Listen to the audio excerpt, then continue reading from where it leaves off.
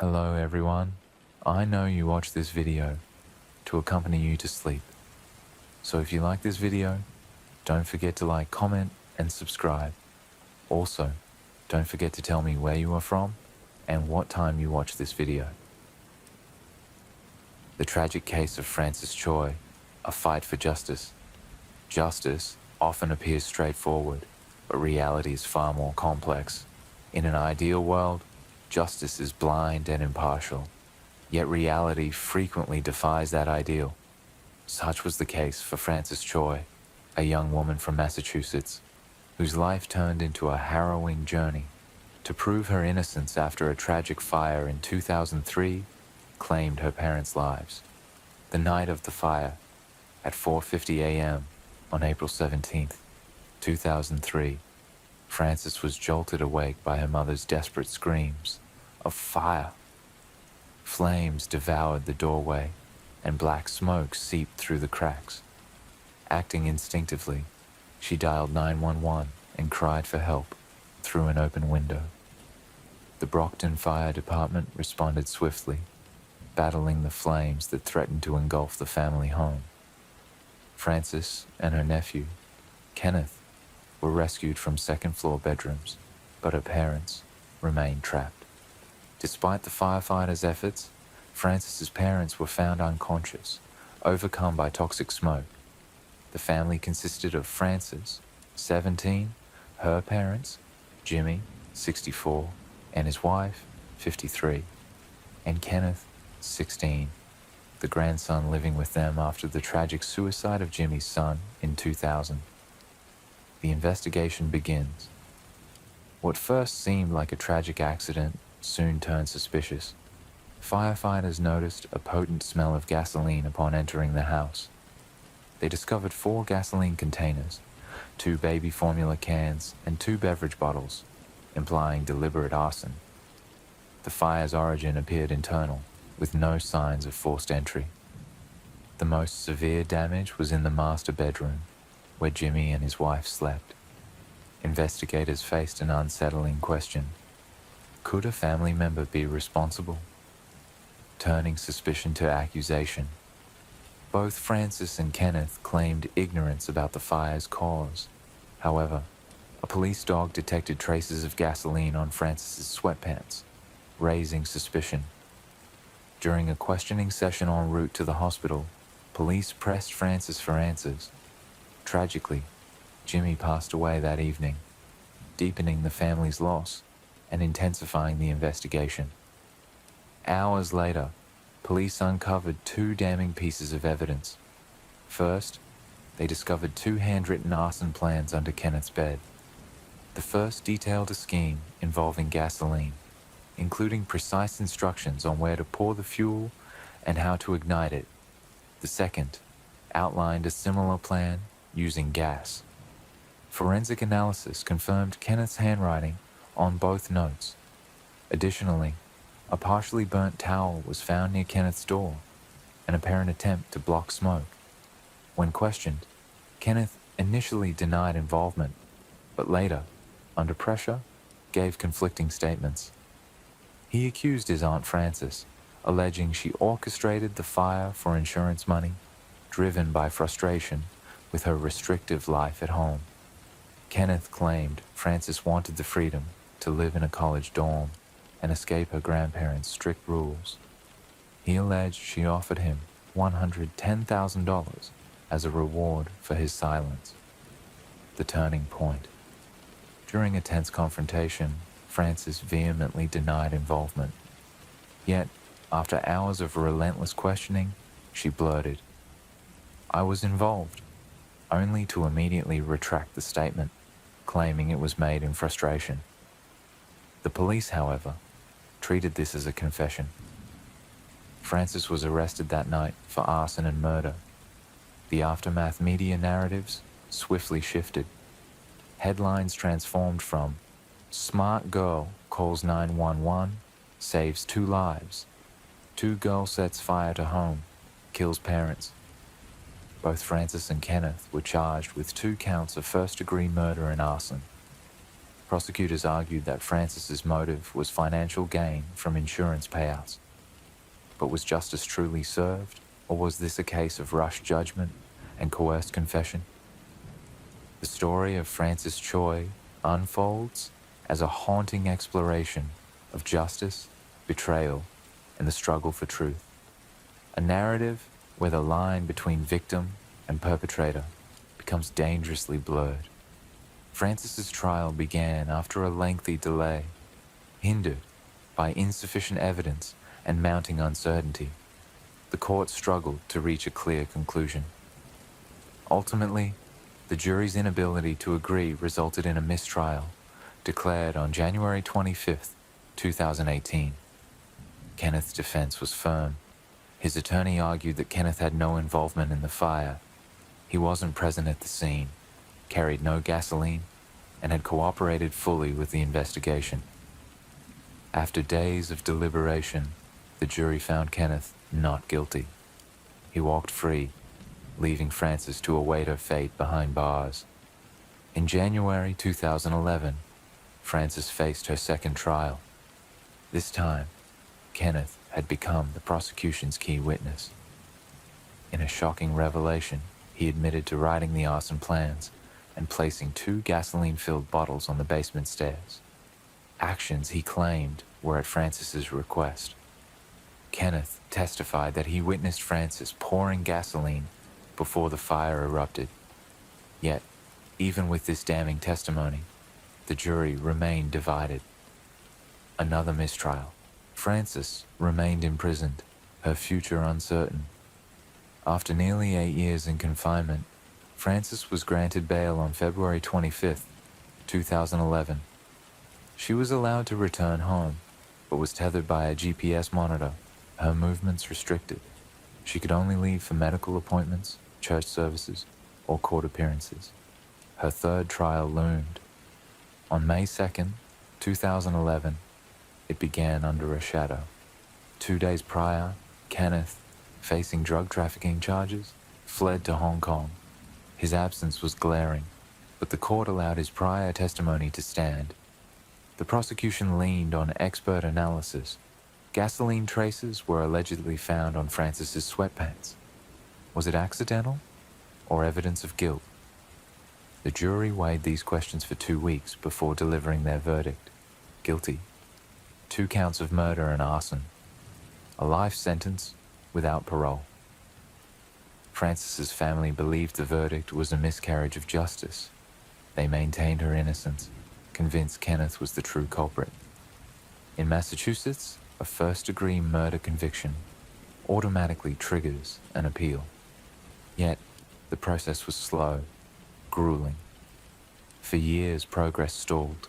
It wasn't until 2015 that momentum returned. John Barter, a seasoned attorney, took up Francis's cause.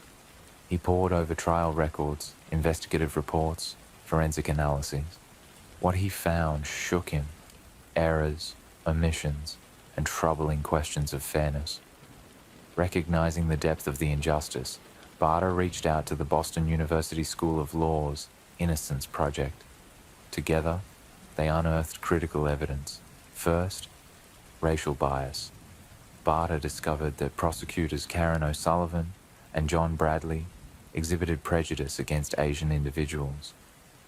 Emails, once hidden, revealed racist and sexist comments about Francis and her family.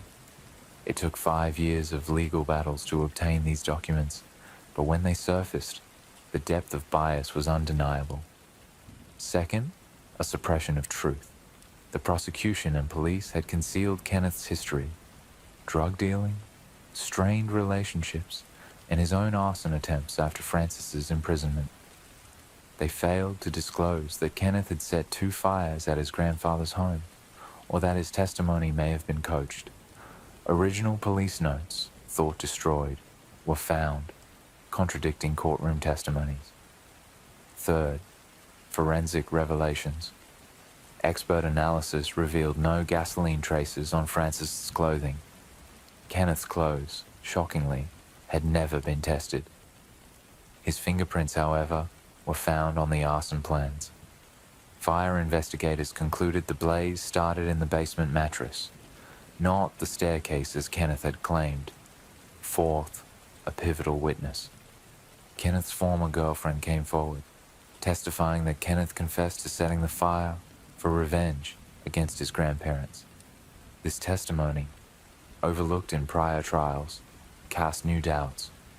Fifth, missed opportunities. Francis's earlier attorneys had failed to challenge evidence or investigate Kenneth's role deeply enough. These oversights left Francis vulnerable to conviction. In March 2020, Francis's legal team petitioned for her release. After 17 years behind bars, she had transformed, earning a sociology degree, training service dogs, and rebuilding her sense of self. On April 17, 2020, she was granted bail. Finally, on September 29, 2020, the court dismissed all charges.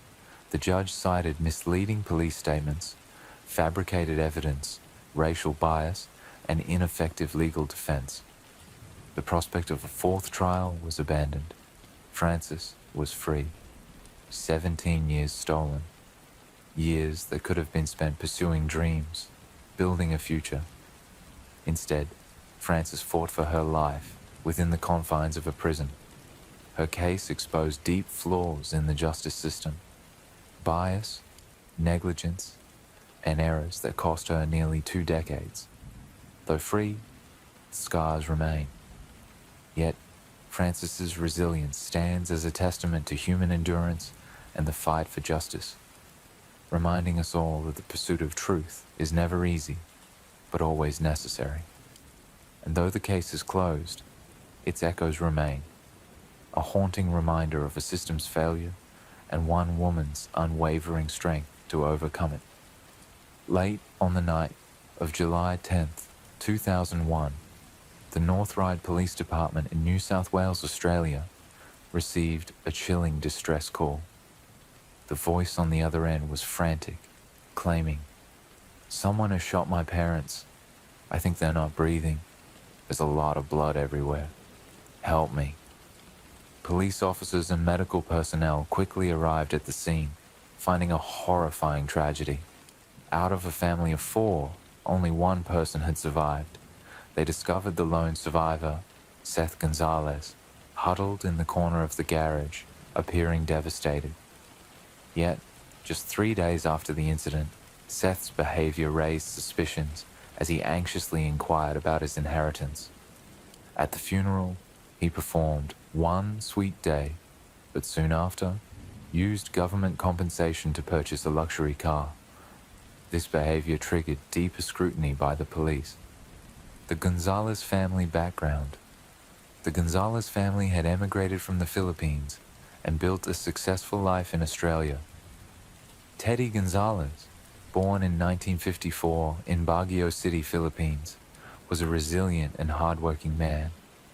After surviving poverty and a devastating earthquake that destroyed his hotel business, he moved to Australia with his wife Mary and their 2 children, Seth and Claudine.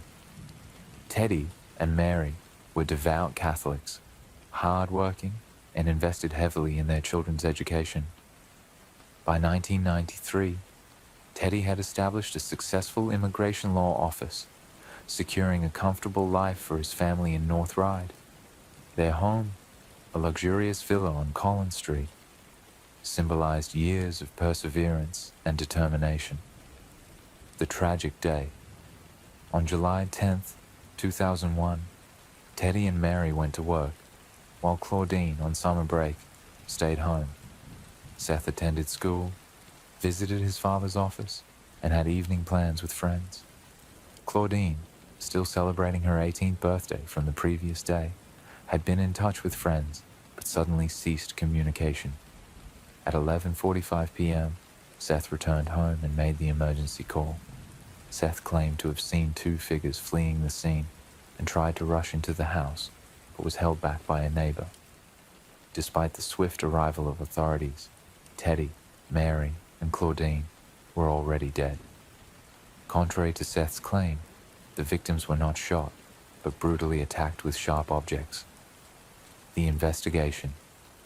The initial investigation entertained the possibility of a hate crime due to Seth's mention of a previous road rage incident where someone yelled racial slurs at the family. However, evidence began to contradict this theory. Valuable items and cash remained untouched, indicating robbery was not the motive. The house was suspiciously tidy, with open drawers and closets, but neatly arranged contents. The family's 6 dogs were unharmed and locked away. The timeline of deaths indicated Claudine and Mary were killed first, followed by Teddy. Further investigation revealed disturbing details.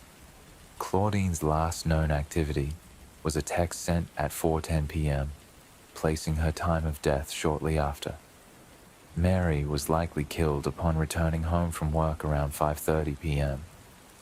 Teddy made his last known call at 6:23 p.m., with his death estimated shortly after 7 p.m. The condition of the crime scene suggested a staged break-in, with a broken window that showed no signs of external entry. The aftermath. As evidence mounted, suspicion turned towards Seth.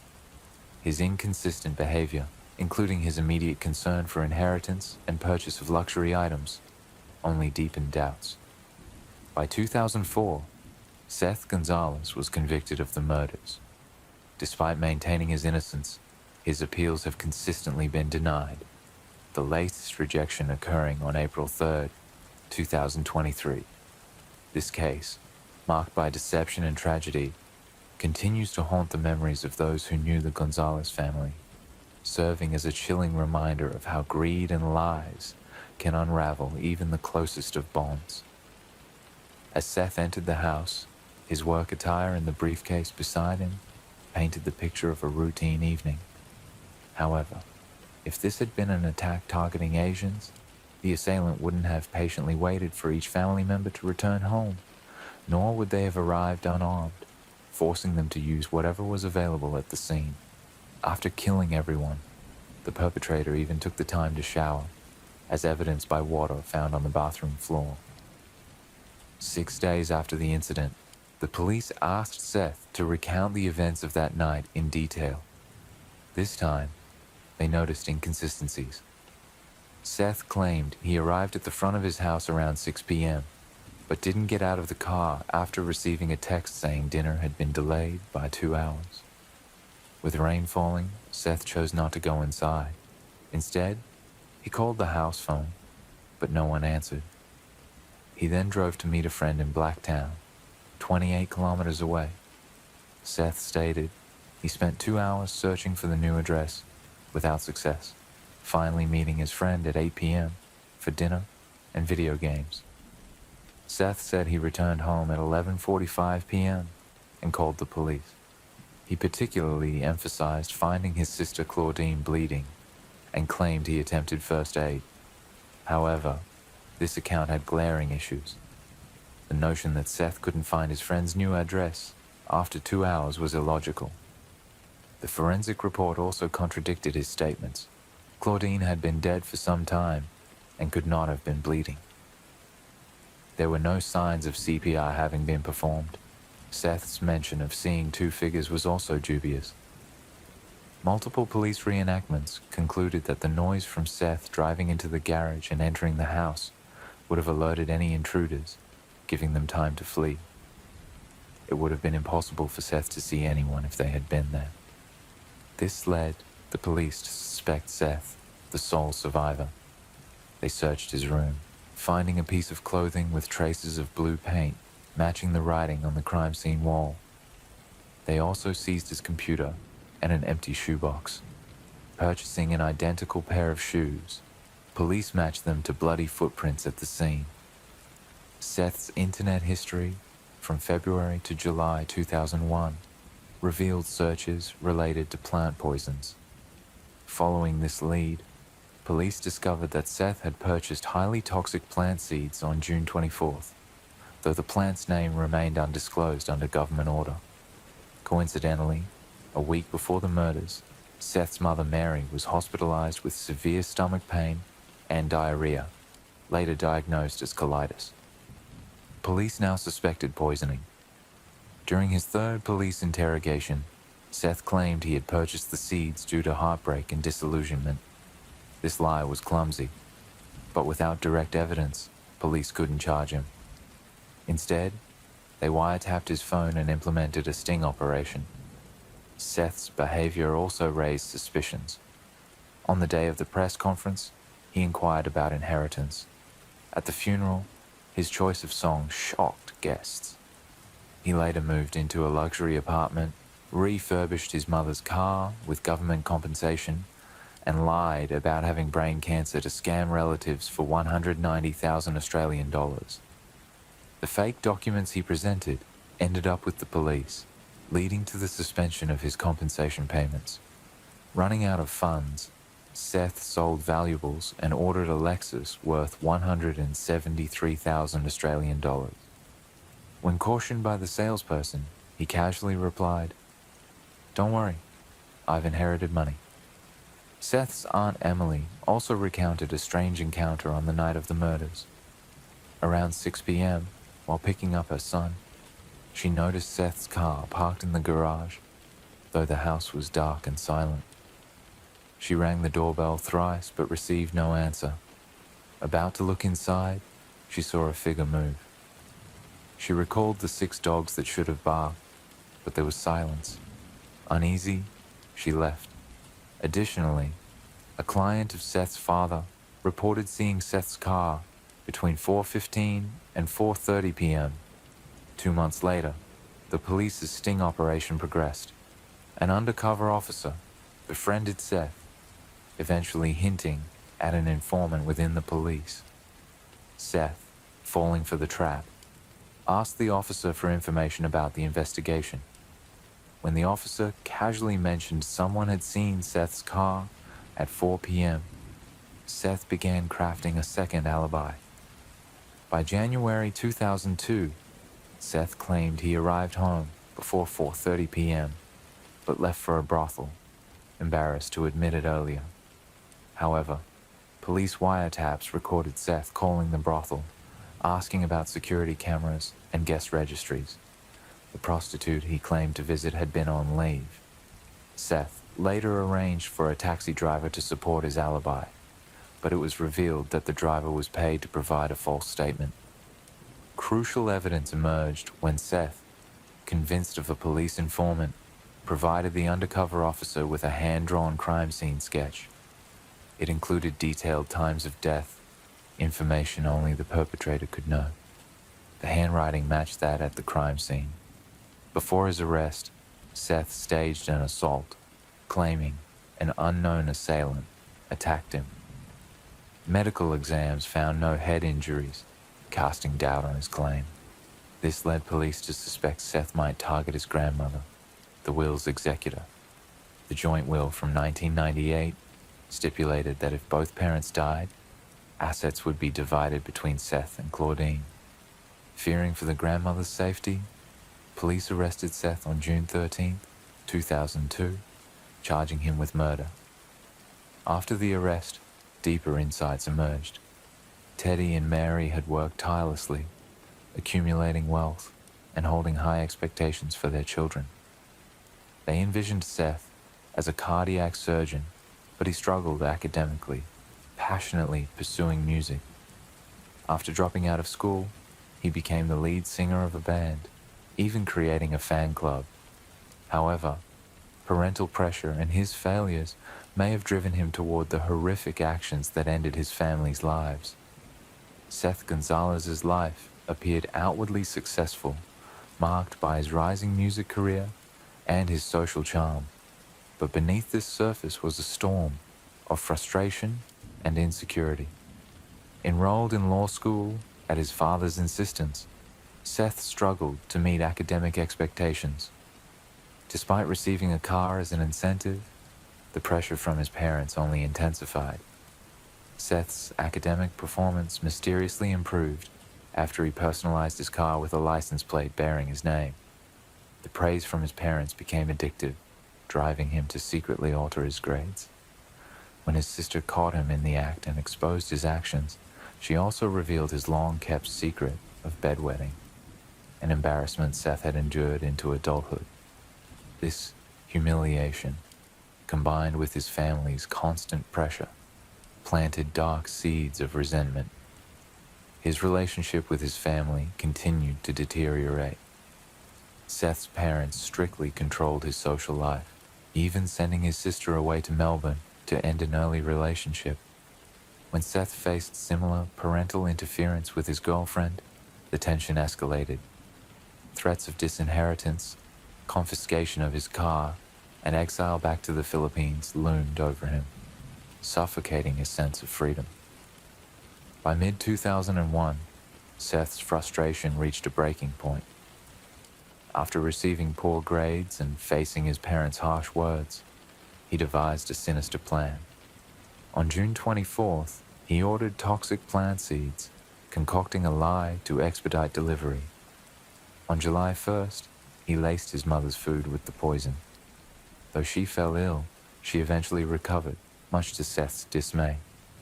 Determined, he staged letters to misdirect suspicion towards food poisoning.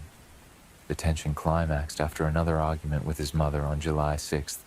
The threat of being sent away filled him with dread. On July 9th, following his sister's birthday, Seth's isolation deepened.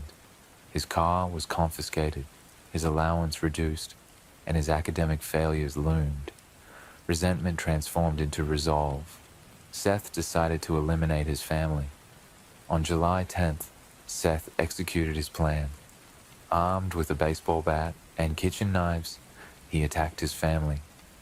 Attempting to stage the scene as a racially motivated crime, he painted slurs on the walls. Yet paint residue on his jacket would later betray him. Seth spent the evening with a friend, hoping to establish an alibi. Returning home late, he was forced to call the police himself. His web of lies unraveled, exposing his deceit and desperation. In 2004, Seth was sentenced to 3 life terms, his future sealed by careless mistakes. Like the rare toxic plant he had discarded in his garden, the family home became a haunted property, its tragic history staining its walls. Buyers came and went, unaware or later horrified by its past. The house stood as a silent witness to Seth's crimes, a monument to a family's destruction. Seth's lies, once grand and sweeping, collapsed under the weight of truth.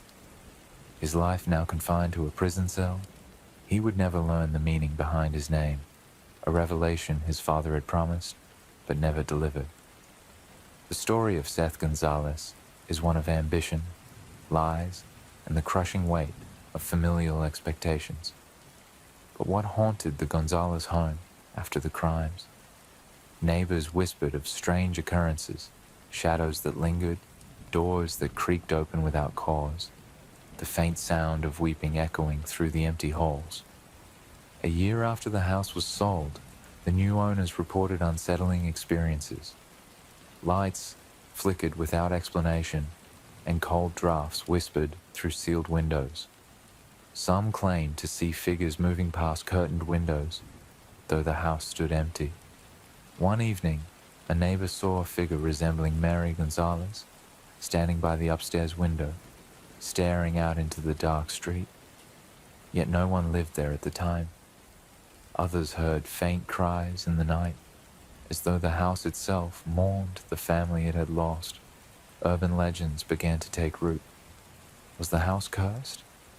Did the restless spirits of the Gonzalez family linger, bound by betrayal and grief? The community, once eager to forget, could not ignore the growing tales of the haunted home. In 2007, a local journalist began an investigation. Interviews with previous owners and neighbors revealed a pattern of unease. Dreams plagued residents, nightmares of betrayal, and the suffocating sensation of being watched. Some moved out within months, unable to bear the oppressive atmosphere. The house became a local legend, known not just for its tragic past, but for the eerie presence that seemed to inhabit it. Paranormal investigators visited, capturing whispers and shadowy figures on film. Yet, No explanation satisfied the unease that gripped the neighborhood. The question remains, do the sins of the past linger, binding the spirits of the lost? Or is it the collective guilt and fear of a community that cannot escape the shadow of the crimes committed within those walls? The truth may never be known, but one thing is certain. The Gonzalez home stands as a chilling monument to a family's tragic end and the darkness that may never let go. Ichiro entered the house, removing his shoes at the entrance. Reaching for his slippers, he noticed faint traces of blood wiped away on the floor. Startled, he sensed something was terribly wrong. Quickly walking deeper into the house, he called out for his parents but received no response. As he moved through the house, he saw more bloodstains in various spots. He continued upstairs to check the situation, but after searching all the rooms on the second and third floors, his parents were nowhere to be found. Growing increasingly anxious, Ichiro tried calling his parents, but both phones were turned off. Not knowing where his parents could be, he called his father's bar, only to be informed they hadn't come in that day. Feeling even more alarmed, he then called his sister, who also hadn't seen or heard from their parents. By this time, it was 8:50 p.m. Ichiro feared his parents had been kidnapped and immediately called the police. Upon receiving the report, the police arrived at the scene promptly, securing the area and preserving the crime scene. They questioned Ichiro, the eldest son of the homeowners. Ichiro explained that when he left for work at 8 a.m., his parents seemed completely normal, but by 8:30 p.m., they had mysteriously disappeared. A thorough examination of the house revealed everything in its usual tidy state. There were no signs of forced entry, and no valuables were missing. However, both cell phones were nowhere to be found. Investigators collected 10 blood samples from the floor and a knife.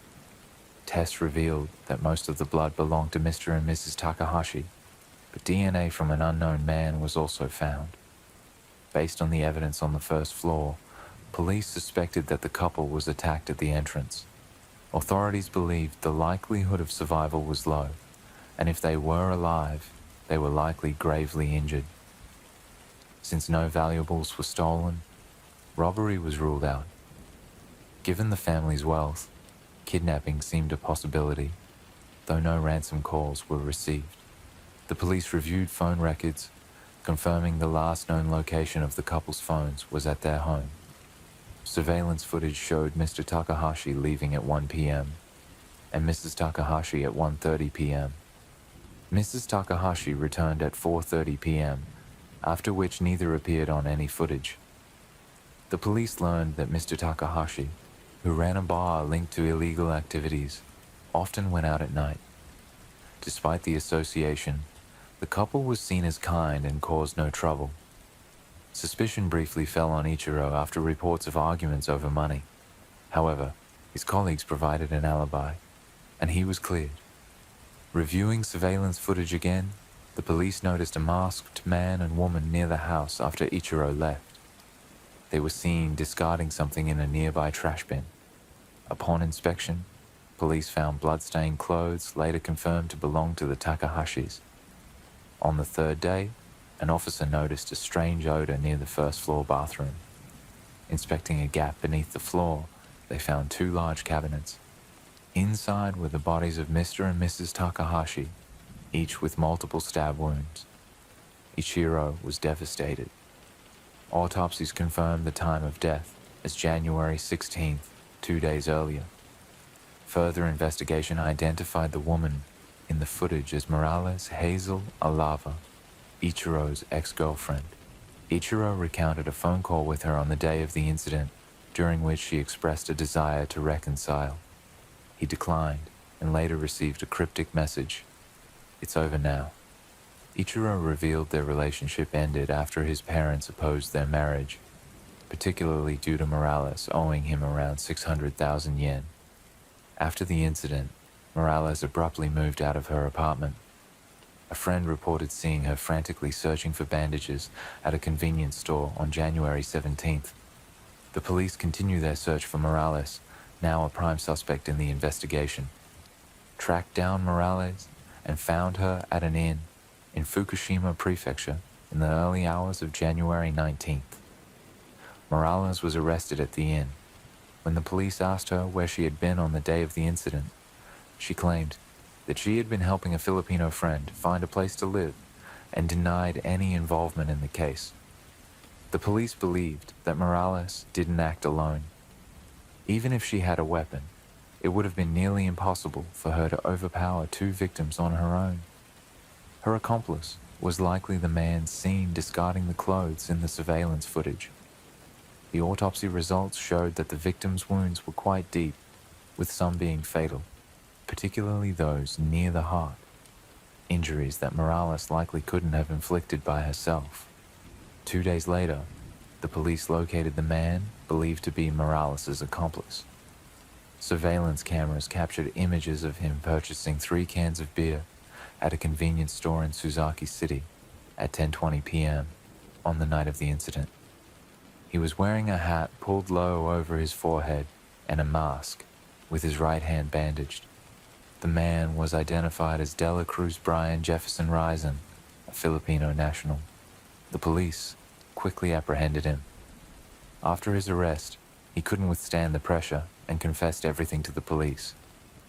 Dela, 33 years old, had known Morales since childhood. In July 2023, he came to Japan as a trainee and worked for a construction company.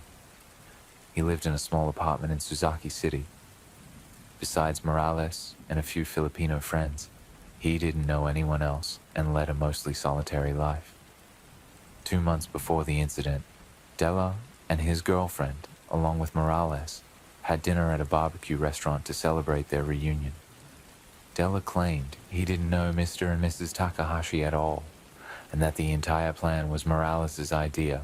He was merely assisting her. On the other hand, Morales continued to remain silent. Despite her lack of cooperation with Dela's confession, the sequence of events began to unfold. Morales had been observing the Takahashi family for a long time, learning their routines, and had even secretly entered their home several times. She reached out to Dela, her acquaintance, and laid out her plan.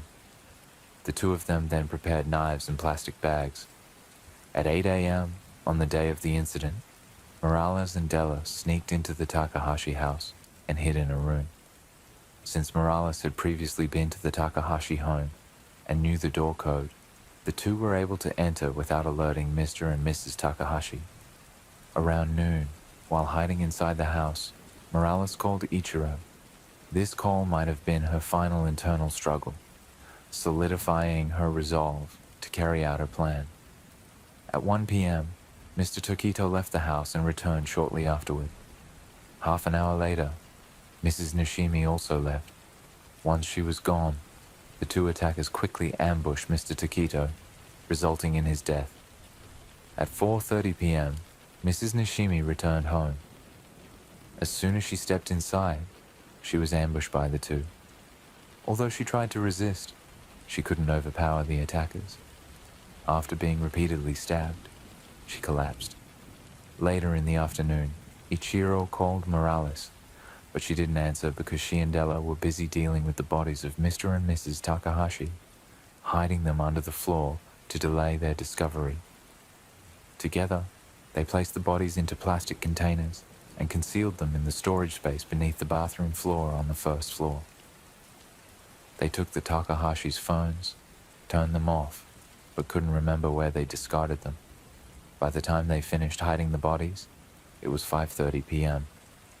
Only then did Morales respond to Ichiro's text. Little did Ichiro know that her message, "It's over now," had such a chilling significance. Afterward, Morales and Dela removed their blood-stained coats, did a quick cleanup, and wiped the blood off the floor using the clothes they were wearing. On their way out, they casually tossed the bloodied clothes into a nearby trash bin. What puzzled the police was why the two didn't strike immediately after sneaking into the house in the morning, but instead waited until the Takahashis left before taking action. However, both Morales and Della refused to reveal the reason. One theory is that Morales wanted to wait for Mrs. Nishimi to return home so she could exact revenge on her for opposing Morales' relationship with Ichiro. Della, as an accomplice, followed Morales' wishes and didn't act impulsively. Another possibility is that they were concerned that the noise might attract the attention of the neighbors, so they waited for a more opportune moment to carry out their plan. After the crime, Morales moved out of her old apartment and found an inn to hide from the police. During the struggle with Mr. Takedo, Della injured his hand badly when it was cut by the knife. Afraid to seek treatment at a nearby hospital, he returned to his apartment in Suzaki City and later sought care at a local hospital. However, Della wasn't very adept at evading investigation. He had no real sense of being a fugitive, made only minimal efforts to conceal himself, and was caught on surveillance cameras when he went out to buy beer. On the other hand, through their investigation, the police learned more about Morales' background. In November 2017, Morales, then 23, came to Japan from the Philippines on a low-cost airline. With her youthful and attractive appearance, she landed a job as a receptionist at a bar. The bar primarily employed young women from the Philippines, just like her. This type of bar, catering mainly to foreigners, had been quite popular in Japan since 1998. However, entertainment venues employing foreign workers had come under strict scrutiny. Initially, Japan only issued permits for foreign performers to come to Japan to perform or work. But after numerous cases of people exploiting tourism visas to work illegally, the Japanese government intensified its inspections. However, if foreigners marry a Japanese citizen, they face far fewer restrictions. Not only do they have more freedom in choosing a career, but their residency period is extended, ranging from a minimum of 6 months to a maximum of 5 years. This is something many foreigners aspire to achieve, to secure a longer residency. Morales entered into a sham marriage with the son of the bar owner. Even though the bar owner's son already had a girlfriend, Morales and several other Filipino women at the bar also engaged in sham marriages with him to extend their stay in Japan. All of this took place before Morales arrived at the bar. Among the regular patrons was a 58-year-old wealthy man named Kamen Sukusu, who frequently visited the bar. He was known to spend up to 1 million yen in a single night. People at the bar often saw Kamen Sukusu sitting on the sofa, chatting under the dim lights while Morales poured drinks for him. As their relationship grew closer, Kamen Sukusu began buying her expensive gifts and taking her out on dates. He visited the bar 3 to 4 times a week. Despite having many customers, Morales was the top performer in the bar, which caused jealousy among the other girls. Morales was a typical Filipino who placed a high value on family. Her mother, stepfather, and younger sister all lived in the Philippines and largely depended on her for financial support. As Kamen Sukusu spent more time with Morales, his feelings for her deepened. But one day, he unexpectedly discovered that Morales had posted wedding photos on social media, which left him feeling displeased and betrayed. Morales explained that it was merely a fake marriage to secure a longer residency, and their relationship soon returned to normal. At the bar, Kamen Sukusu spent nearly 100 million yen, equivalent to about $680,000, with most of that amount going to Morales. However, Morales was unaware that this wealthy patron's fortune was as tainted as her sham marriage. Murder. When paramedics arrived, they noticed something odd. Despite claiming to have found his wife unconscious, Leong Wing Sing showed no signs of attempting CPR or any other resuscitation efforts. As a firefighter with emergency medical training, his reaction seemed strangely passive. Additionally, his account of finding his wife contradicted medical findings. Her body had already gone into full rigor mortis, meaning she'd been dead for at least 9 to 12 hours before the paramedics were called. This immediately raised red flags for investigators. The secret behind the staged crime scene. As detectives combed through the apartment, they noted inconsistencies that didn't match a standard robbery homicide. The most glaring issue was how the perpetrator could have entered and exited without being caught on surveillance cameras. Given that the apartment complex had strict security measures, including card access entrances and 24-hour surveillance in hallways and stairwells, it seemed nearly impossible for an outsider to break in and commit the crime. This pointed to someone already inside the apartment that morning. Forensics revealed another key detail.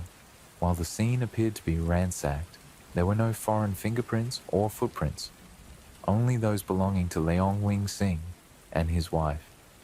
Investigators suspected the crime scene had been staged to look like a robbery in an attempt to mislead them. The final nail in the coffin came from the autopsy report. Toxicology tests detected a high concentration of sleeping pills in Lao Chu Yin's system, enough to render her unconscious for hours.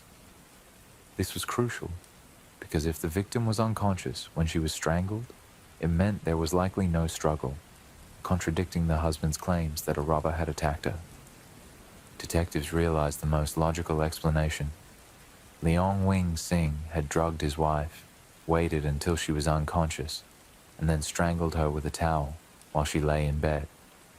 After ensuring she was dead, he remained in the apartment for hours, carefully staging the crime scene to resemble a robbery before going out for his usual morning run. Upon returning home, he made a dramatic 999 emergency call, pretending to have just discovered her lifeless body.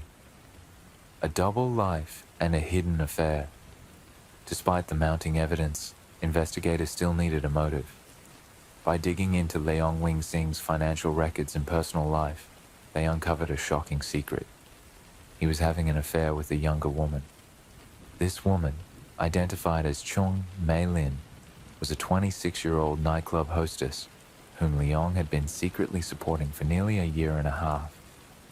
Leong had showered Chung with expensive gifts, paid her rent, and even sent her large sums of money, totaling over 500,000 Hong Kong dollars, approximately 64,000 US dollars. Detectives found messages between the two, where Chung had been pressuring Leong to leave his wife and officially be with her. However, a divorce was not an option for Leong. A divorce would have meant financial ruin. He would have to pay spousal support, divide their joint savings, and likely lose custody of his 2 children. He was also drowning in credit card debt, largely due to the extravagant spending on his mistress. This led police to conclude that Leong saw murder as his only way out. He could inherit his wife's life insurance payout and finally be with Chung without the financial burden of a divorce. The arrest and confession. Under interrogation, Leong Wing Sing initially denied everything, insisting that a robber must have broken in and killed his wife. However, when confronted with the timeline inconsistencies, forensic evidence, and his financial records, he broke down and confessed. He admitted that he had been planning his wife's murder for weeks. On the night of September 29th, he crushed sleeping pills into her tea before bed.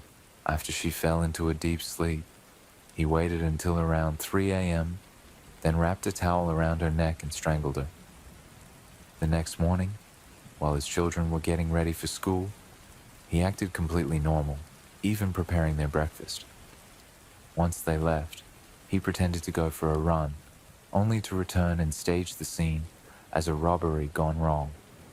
His biggest mistake was miscalculating the time of death, assuming that police wouldn't be able to detect the time discrepancy between his story and the actual forensic evidence. With the confession and overwhelming evidence, Leong Wing Sing was formally charged with first-degree murder. The case became one of Hong Kong's most widely publicized domestic homicide cases, serving as a case study in police academies for its complex forensic deception and psychological manipulation. In April 2004, Leong Wing Sing was convicted of murder and sentenced to life in prison without parole. His mistress, Chung Mei Lin, was found not guilty of involvement, as there was no evidence proving she had knowledge of or participated in the crime.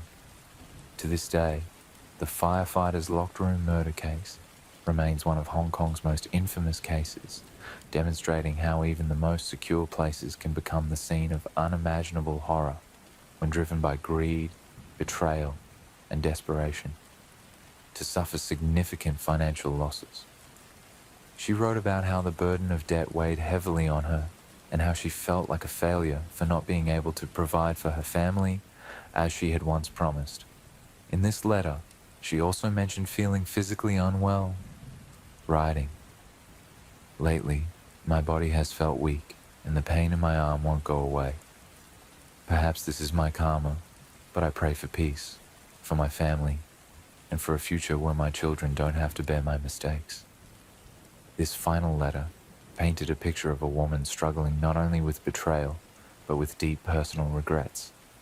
It also suggested that in the days leading up to her death, Lao Qian was in a vulnerable state, both physically and emotionally, something her husband, Leung Wing Sing, might have used to his advantage.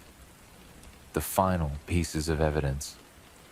The police, now armed with a clearer motive, dug deeper into Leung Wing Sing's relationship with Choi Shu Ying, the woman from the love letter. They discovered that she was a 38-year-old bar hostess from Shenzhen, and their affair had been going on for over 7 years. What made this even more incriminating was that only 2 months before the murder, Leong had transferred nearly 50,000 Hong Kong dollars to Choi, despite claiming he was in financial distress.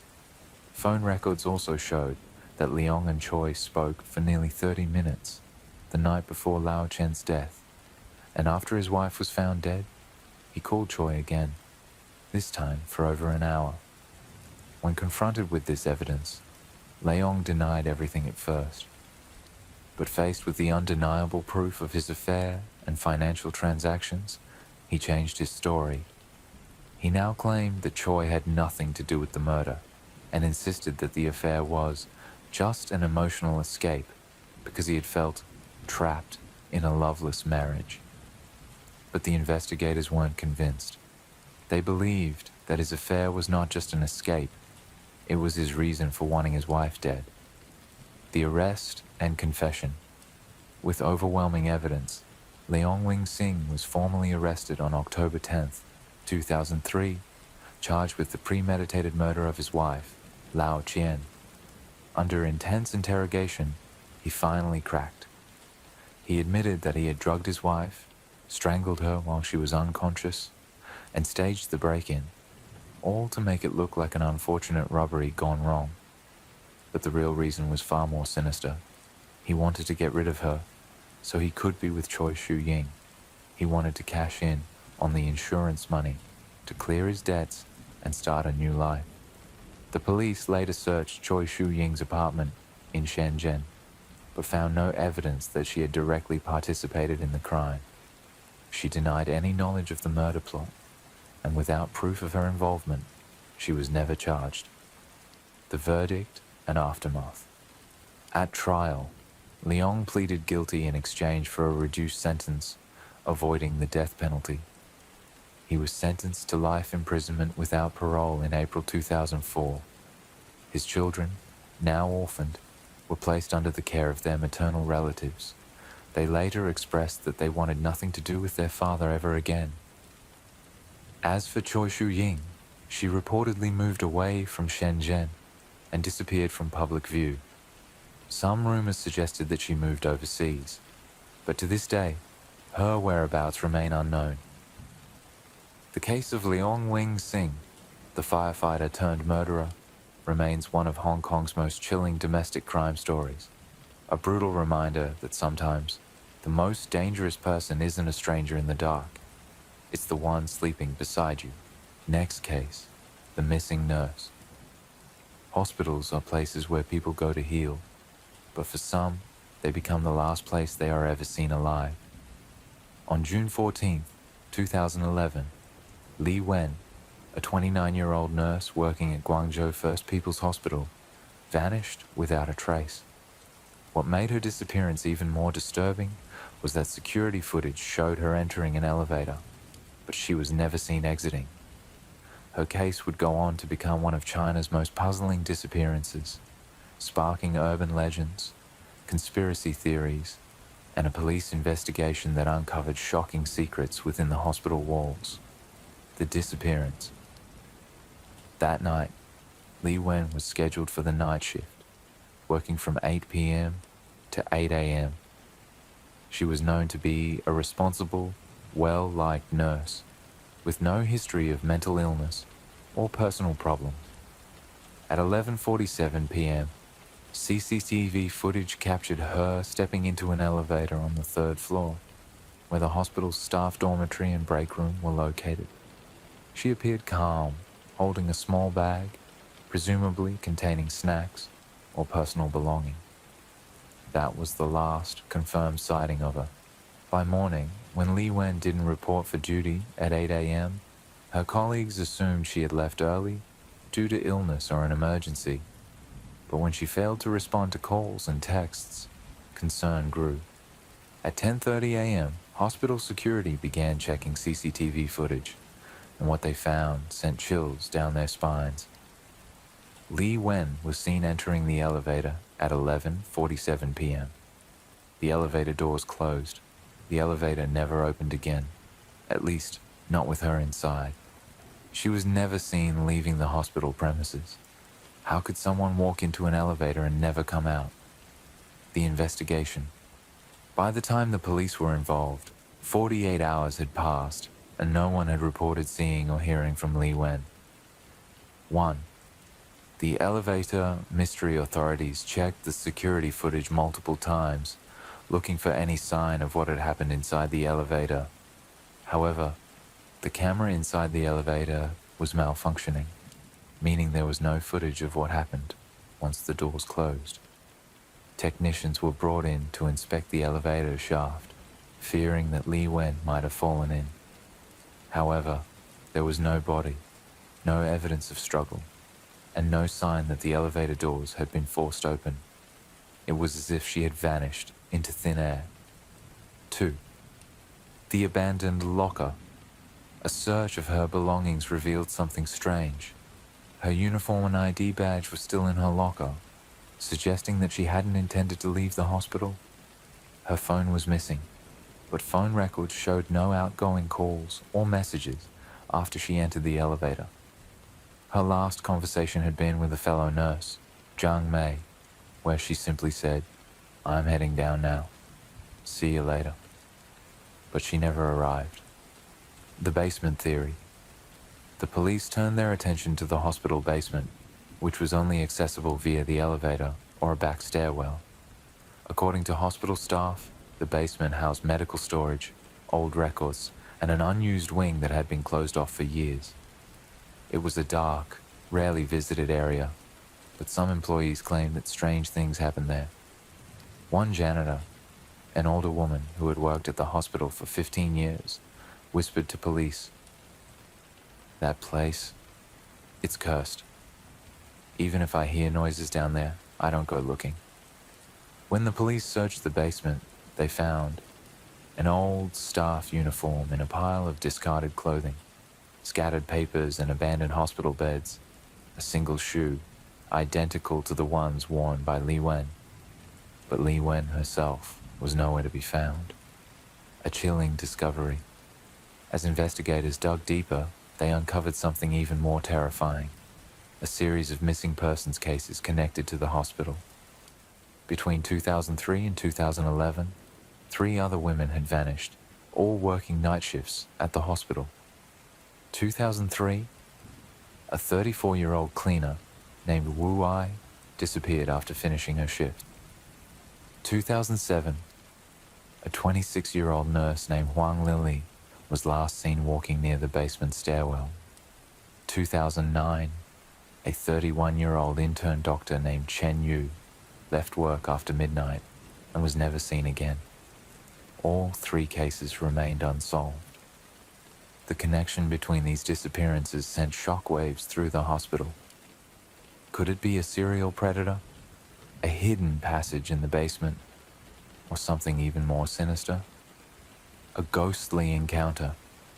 The case took a bizarre turn when a new nurse came forward with a frightening claim.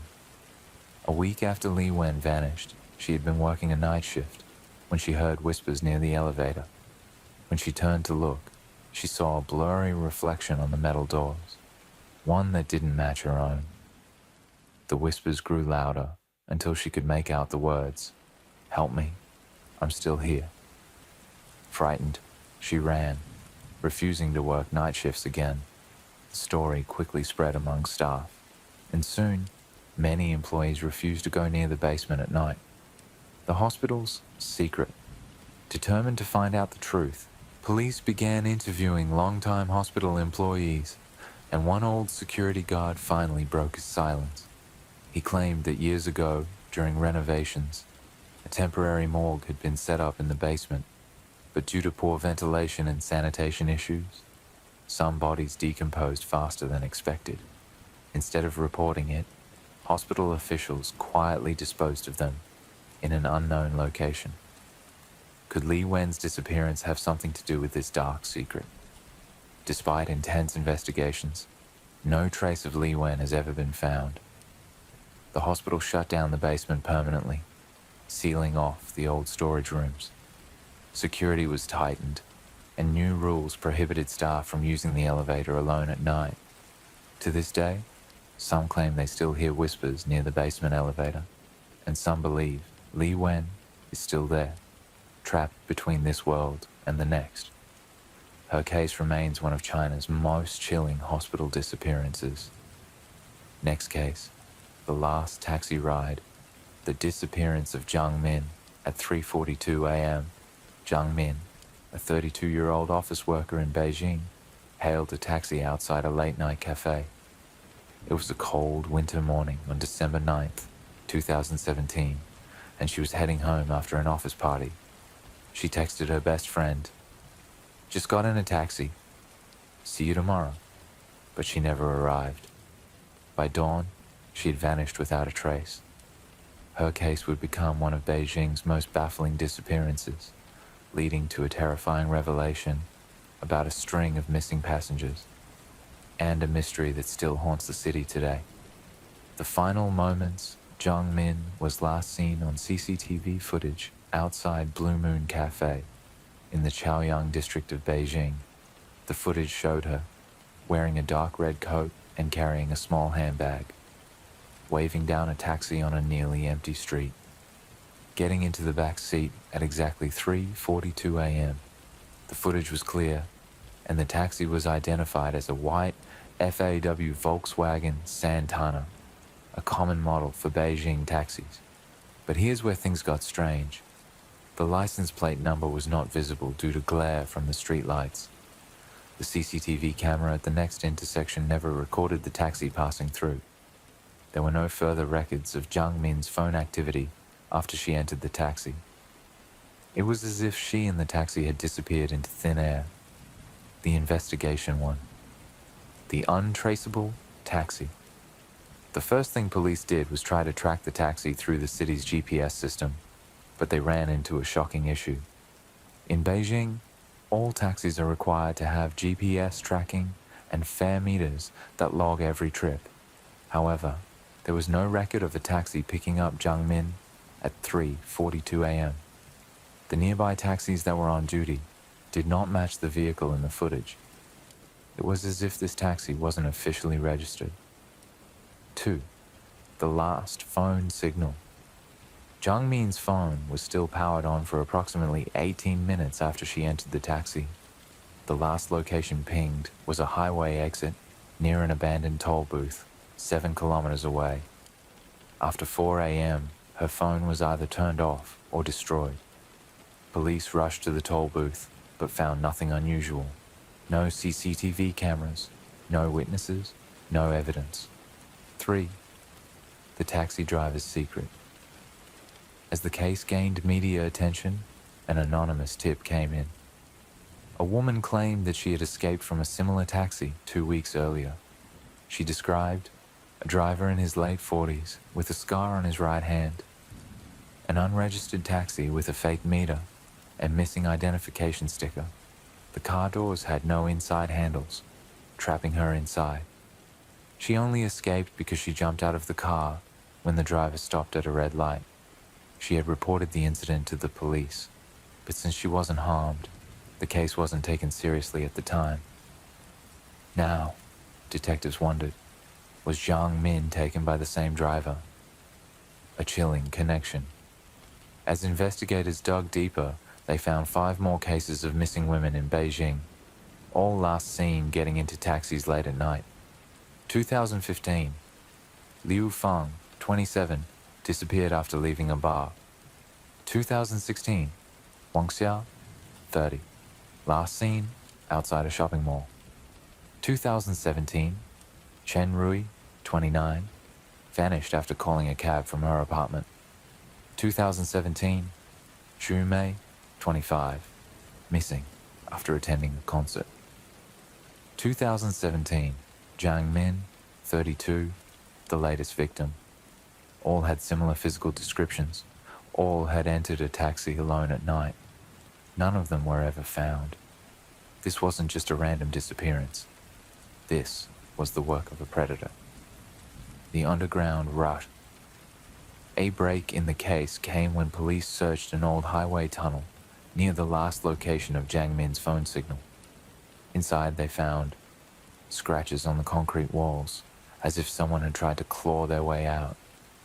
A red hair tie, similar to the one Jiang Min was wearing that night. An old rusted metal door leading to a secret underground passage. When officers forced the door open, they made a horrifying discovery. Inside was a makeshift room containing ropes and zip ties, women's clothing, empty water bottles and food wrappers. A single, cracked phone, later confirmed to belong to Xu Mei, the missing woman from 2017. It was clear. This was where the victims were taken. But Jiang Min was nowhere to be found. The vanishing driver police intensified their search for the taxi driver, and after weeks of investigating, they finally identified a suspect, Liu Jianhai, a former taxi driver who had lost his license in 2014 due to assault allegations. He continued driving illegally, using a stolen taxi and fake license plates.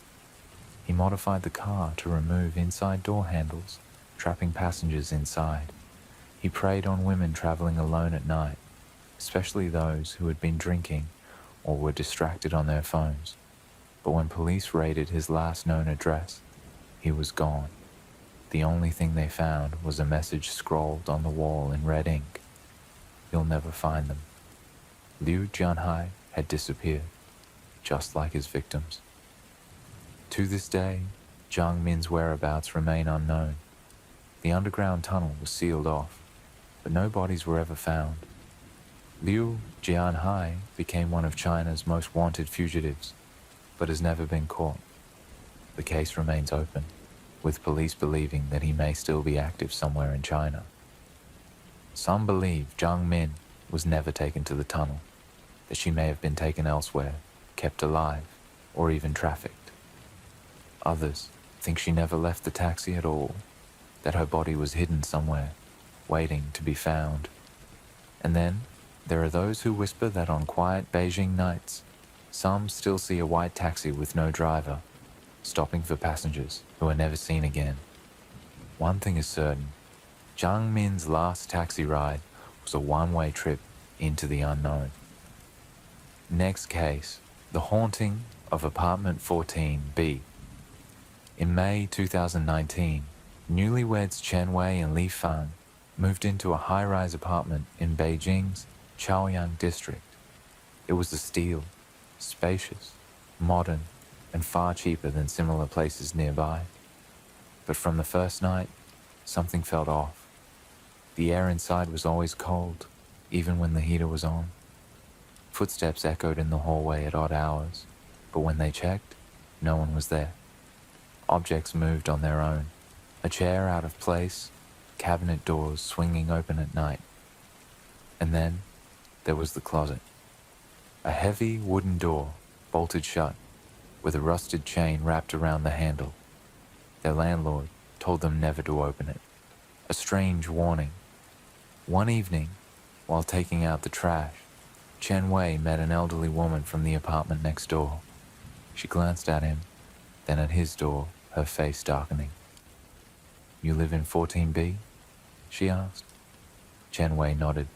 The old woman hesitated, then whispered, "Be careful.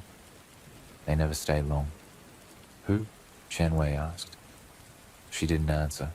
She just shook her head and hurried back inside, locking her door behind her. The scratching sounds.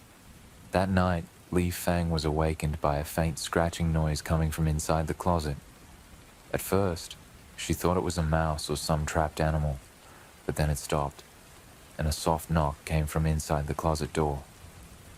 She shook Chen Wei awake. "Did you hear that?" Before he could answer, the closet door rattled. Something inside was trying to get out, breaking the lock. By morning, the couple had had enough. They grabbed a hammer and smashed off the rusted chain. As the door creaked open, a wave of rotten air filled the room. Inside the closet, they found a single wooden chair positioned in the center, deep scratches on the walls, as if someone had clawed at them, a frayed noose still hanging from a metal hook in the ceiling, and on the floor, a single yellowed newspaper, folded neatly. The headline read, "Young woman found dead in apartment 14B, suicide suspected." The date, May 9, 2017, exactly 2 years before Chen Wei and Li Fang moved in. The truth about 14B terrified. The couple searched online and found the full story. The previous tenant, a woman named Zhang Rui, had been reported missing for weeks before her body was found hanging in the closet. The details were horrific. She had been dead for over a month before being discovered. Neighbors had complained about a foul smell, but the landlord ignored it.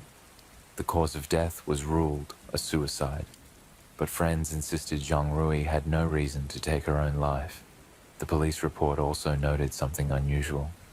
There were no footprints leading to the closet, despite the floor being dusty. The scratches on the walls didn't match Zhang Rui's fingernails, as if someone else had been trapped inside before her. It was almost as if something had been waiting for her. The final night. That night, the apartment felt different. The air was heavy. The lights flickered. At exactly 3:42 a.m., Li Fang woke up to find the closet door wide open, and in the darkness, a shadowy figure sat in the chair. It wasn't moving. It wasn't breathing. Then, in a voice that was both distant and near, it whispered, "I never left." Li Fang screamed. When Chen Wei turned on the lights,